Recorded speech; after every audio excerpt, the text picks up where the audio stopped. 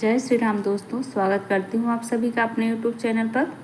तो आज हम आप लोगों के लिए बहुत ही खास जानकारी लेकर के आई हूँ कि जिन लोगों की जॉब नहीं लग रही है, कर्ज से बहुत ज़्यादा परेशान है, घर नहीं बन रहा है, कुछ किस निसंतान है, आपको बहुत ज़्यादा मतलब समस्याओं से घिरे हुए हैं, घर में गलत शक्तियों का वास हो गया है, एकदम पूरी तरह से नेगेटिव चीज़ से हमारे घर में मतलब जैसे प्रवेश हो चुका है कि किसी का परिवार में मन स्थिर नहीं है। सबके मन में मतलब उल्टे सीधे चीज़ चल रहे होते हैं घर में। इस वजह से लड़ाई झगड़ा भी बहुत होते रहते हैं।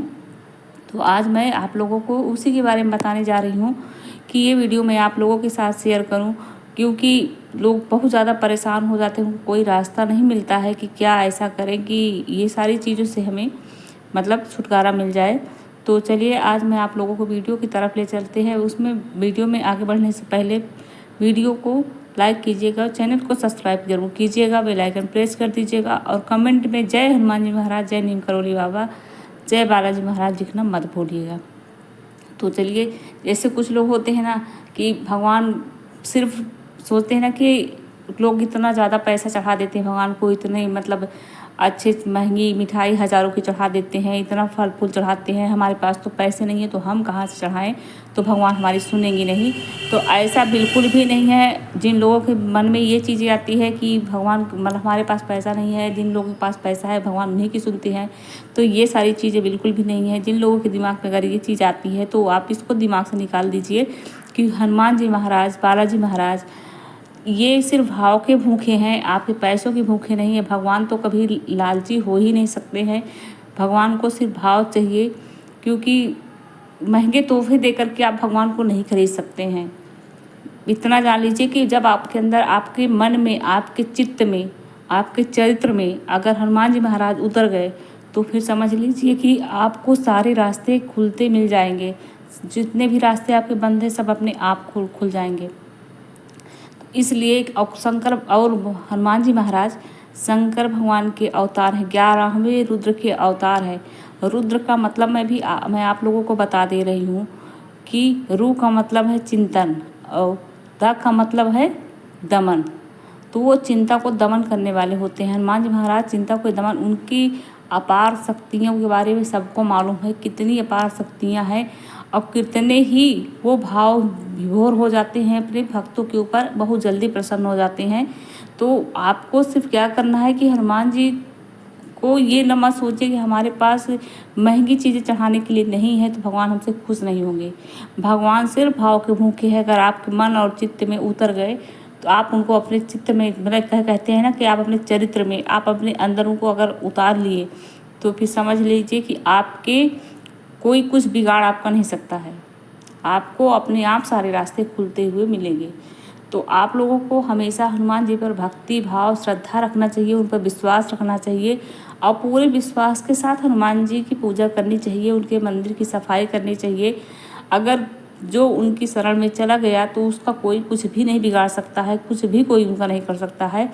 तो आपको लोगों को अगर ज़्यादा मतलब कि जैसे पूजा में किसी लोगों को हो जाता है ना कि नहीं मन लग पाता ज़्यादा, वो चाहते हैं फिर भी उनका मन नहीं लग पाता, क्योंकि उनका दिमाग, उनका मन, उनका चित्त कहीं और चला जाता है। जब वो पाठ करने बैठते हैं, पूजा करने बैठते हैं तो उनका दिमाग कहीं ना कहीं इधर उधर भटकने लगता है। तो आपको क्या करना है, आप लोग एक सिंपल सा काम करना है, सिंपल सी पूजा आप हनुमान जी महाराज को अपने मन में उतारिए, अपने चित्त में उतारिए और आपको ध्यान करके मंदिर में बैठना है। आप एक किताब ले लीजिए, किताब और एक पेन ले लीजिए। आप हनुमान, एक पहली चीज़ तो ओम हनुमते नमः का 108 माला जाप करिए और श्री राम भगवान का 108 माला जाप करिए। और एक पेन जो लिए हैं, पेन और कॉपी लिए हैं, उसमें आपको सीताराम सीताराम सीताराम लिखते जाना है। प्रतिदिन आपको लिखना है। वो उसमें आप 108 बार भी लिख सकते हैं, 51 बार भी लिख सकते हैं, 21 बार भी लिख सकते हैं। जितनी आपकी क्षमता हो, जितना ज़्यादा लिखेंगे उतना ही पावरफुल ये राम नाम होगा। और सीताराम सीताराम आप लिखते जाइए प्रतिदिन। आप इतना ज़्यादा भगवान जी के कनेक्ट हो जाएंगे, भगवान से जुड़ जाएंगे कि आप खुद भी सोच नहीं सकते हैं कि हनुमान जी महाराज से आप कितना जुड़ जाते हैं। और वो भी अपने भक्त से बहुत जल्दी प्रसन्न होते हैं। तो इस तरह से आपको हनुमान जी से जुड़ जाना है। उनकी राम राम की एक किताब लिख लीजिए और किताब लाल, उसको राम नाम जो लिखते हैं सीताराम, वो आप लाल पेन से लिखिए। लाल पेन से लिख करके आपकी किताब भर जाएगी। तो आपको किसी हनुमान मंदिर में जा कर के भगवान को रख देना है कि भगवान, हम आपकी शरण में आ गए हैं और आप हमारे सारे कष्ट दूर करिए, सारी परेशानियां दूर करिए और हमें मार्गदर्शन दीजिए। हमारे अंदर जो बुराइयां हैं उसको दूर करिए, हमारे अंदर जो अच्छाइयां लाइए। जो भी गलत चीज़ें हमारे अंदर अगर है तो उसको आप दूर करिए, हमारा अहंकार दूर करिए। और इस तरह से आपकी जो भी आपकी शक्ति है, जितना भी आप मंदिर में दान कर सकते हैं, भगवान को जो उनका भोग होता है, भगवान को जो जो भोग बहुत ज़्यादा पसंद है, उस भोग को आप श्रद्धापूर्वक लगा दीजिए। आप ये मत सोचिए कि ये तो बहुत कम पैसे का है, ये भोग बहुत कम पैसे, भगवान हमारी नहीं सुनेंगे।